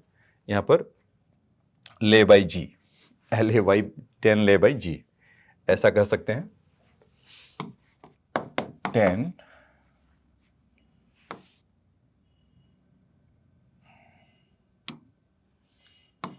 अल्फा, ऐसा। तो अल्फा का वैल्यू था कितना, 10⁻⁻5 है। एरिया था 10, सर उसका रेडियस है 10 मतलब 1 मिलीमीटर है, तो 10⁻³ मीटर हो जाएगा। तो पाई आर स्क्वायर 10⁻⁻6, और यंग मॉडुलस कितना हो जाएगा बच्चों, 10⁻11। यंग मॉडुलस हो जाएगा 10⁻11। तो और जी का वैल्यू हमारा कुछ 10 से काम चला लिया जाए, तो ये तो अपने पहले मुहूर्त में गए, तो m इक्वल टू पाई। तो इस पर इंटीजर टाइप क्वेश्चन होगा, मतलब इंटीग्रल पार्ट ऑफ x ले लें, तो इसका वैल्यू कितना आ जाएगा 3, तो इसका मतलब उसका आंसर आ गया 3। तो इसका समझ में आया बच्चों कि इसमें एक थर्मल एक्सपेंशन और उससे था, और उसका वैल्यू आ गया, तो इसमें आप नियरली 3 कर सकते हैं, इंटीजर टाइप अगर है तो। ठीक, तो इसमें किया उसका थर्मल वाले से कितना हो गया था, और इसमें इससे कितना, मतलब कि स्ट्रेस से कितना हुआ था, यंग मॉडुलस से कितना आया था, तो उन दोनों को मिक्सअप किया और कहानी हमारा घर आ गया। आ जाइए नेक्स्ट क्वेश्चन में चलते हैं। कह रहा कि cube of coefficient of the linear expansion alpha S is floating in the bath containing of liquid of coefficient of volume expansion gamma t. When the temperature is raised by delta t, find the depth at which the cube is submerged in a liquid remains same. अच्छा, the depth up to the which the cube is the submerged in the liquid is remains same, मतलब पहले जितना था अब भी उतना है। Find the relationship between the alpha s and gamma t showing all the steps. तो ये जब मेंस जब रिटन टाइप का होता था वो तब का क्वेश्चन है वो। तो खैर कॉन्सेप्ट थोड़ी पुराना होता है, कॉन्सेप्ट तो जब भी अभी था तब भी होगा। तो देखिए बच्चों, इसमें क्यूब है और मतलब उसका containing a liquid of coefficient of the volume. तो उसमें मान लेते हैं कि क्यूब को ऐसा कर लेते हैं कि let the cube having edge A, ऐसा, तो उसका वॉल्यूम कितना हो जाएगा ए क्यूब। तो सबमर्ज मतलब कि अगर ऐसा लिक्विड में अगर हो रहा हो, ऐसा मान लीजिए,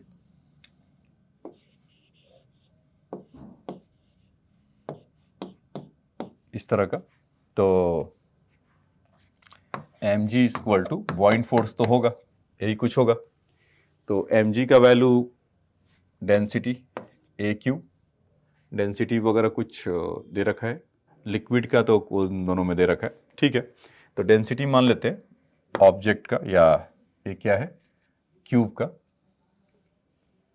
क्यूब ही बोला जाए या लिक्विड बोला जाए, चलो क्यूब ही बोल देते हैं।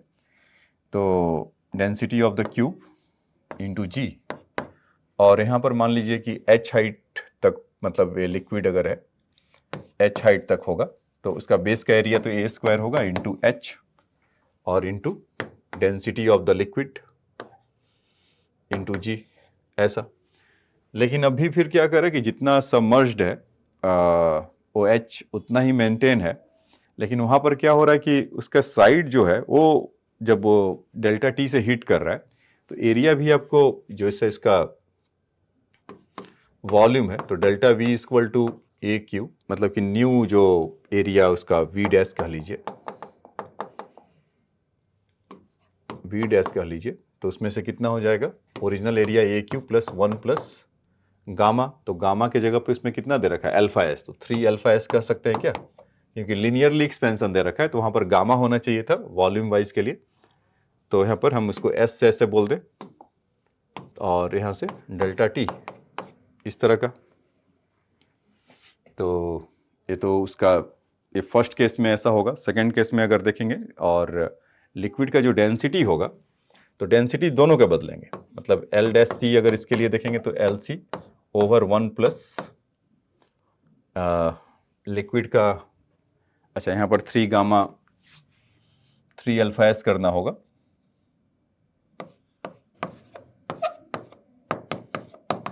और लिक्विड के लिए भी अगर देखेंगे तो density of liquid upon 1 plus उसका तो गामा ऑफ द लिक्विड का दे रखा है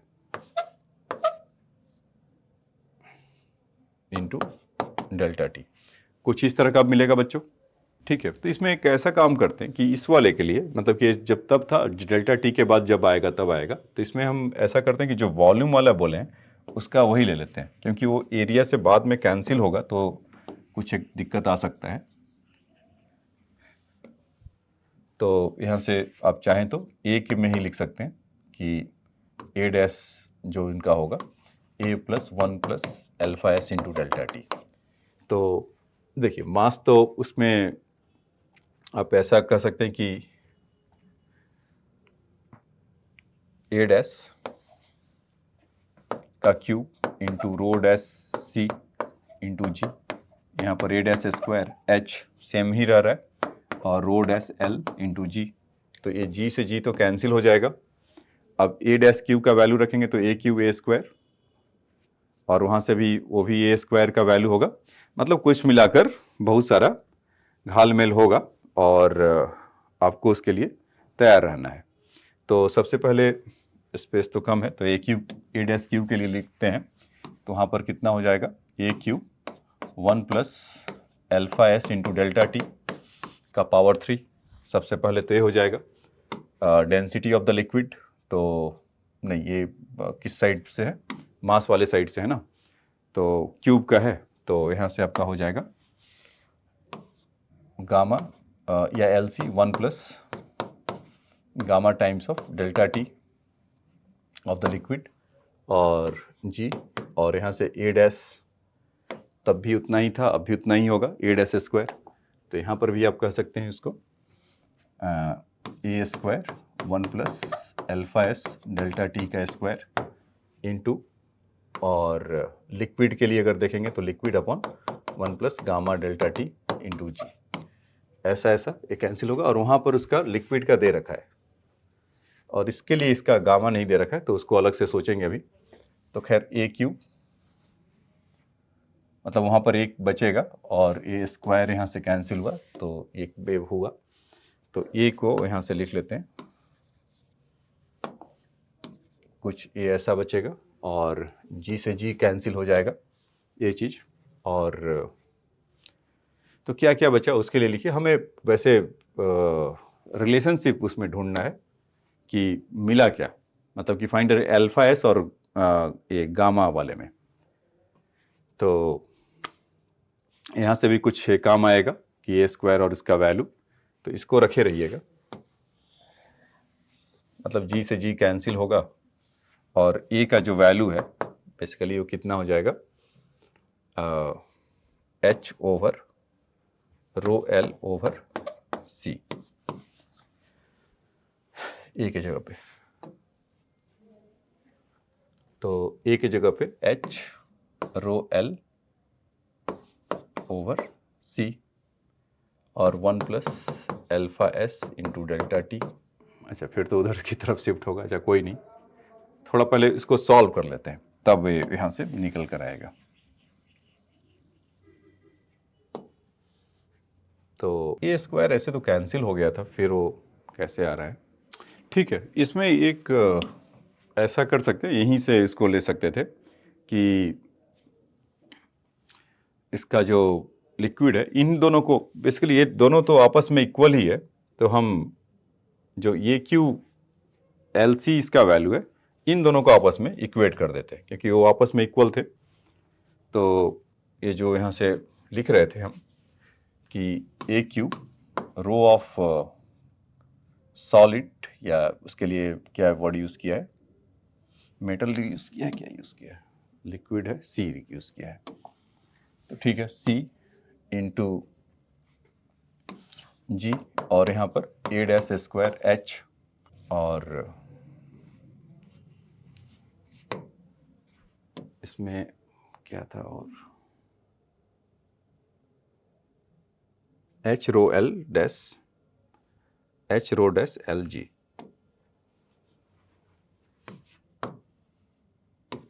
जी ऐसा। तो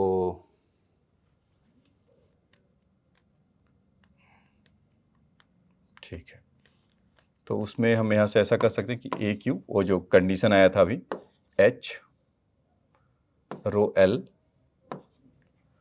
सी के जगह पे into ji equal to A square 1 plus इसका वैल्यू ए डैश वाले के लिए कि alpha S into delta T और रो डैश के जगह पे rho upon 1 plus gamma into delta T into G, तो और एच, तो यहाँ से एच जी और ए, इसको पूरा हटा दीजिए, ए स्क्वायर ए यहाँ से कैंसिल हुआ तो 1 प्लस, अच्छा स्क्वायर भी तो होगा यहाँ से, तो यहाँ से हम इसको ऐसा लिख सकते हैं कि 1 plus gamma delta T, 1 plus gamma delta T equal to 1 plus L S delta T का होल स्क्वायर।